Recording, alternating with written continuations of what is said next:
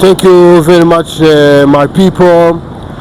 Murakoze cyane kuba muhisemo kureba iyi video yacu nkuko muri kwibona ngamerereye ku Ruyenzi, ni mu karere ka Kamonyi. Ngira ngo rero muri kwibona ko mpagaze imbere y'ibikoresho byo mu nzu, ni ibikoresho byiza cyane dukora hano ku Ruyenzi, ni home furnitures kwa papa yidi hano ku Ruyenzi kabisa, ukaza ukahansanga nkagura ibikoresho bimeze neza cyane. Mwazaga mwibaza ibintu nasaga nkaho mugiyemo muri no minsi, ariko mbibutsa ko no muri cinema ndahari 5 kuri 5 umunsi ku wundi, muzagenda mumbona uko bukeye nuko bwije. Hano muri murabibona turimo turakora finissage y'akabati keza cyane.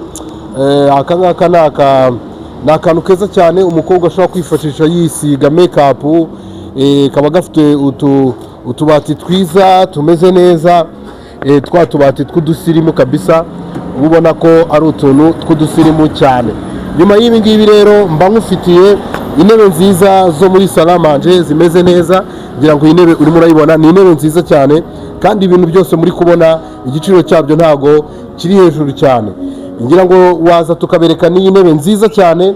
Iyi ni intebe nziza cyane y'insirimu, ni intebe ushyira muri salo yawe, umuntu yahagera akavuga ati ufite intebe nziza iri unique, iyi ntebe wayikuye hehe, byagenze bite, ndetse ukahita umurangira ukamubwira ngo byose aho bibera ni kuri izo nimero zanjye n'ubundi muri kubona muri screen zanyu. Ngira ngo urimo urabona iyi Queen Share ni intebe nziza cyane y'insirimu kabisa, wicaramo ukumva umunaniro, ibintu byose bya stress byose bise bigenda bise bishira, ubundi ukabwira madamu uti nzanira icyo kunywa aho ngaho numve ukuntu ibintu bimeze. Hano rero mbafite na Salamanje nziza cyane, ngira ngo muri murayibona, naga Salamanje kagasirimu cyane, ngira ngo muri kukabona, kaba gafite udutebe twiza dukomeye ndetse n'ameza akomeye cyane kandi mu buryo bukomeye cyane.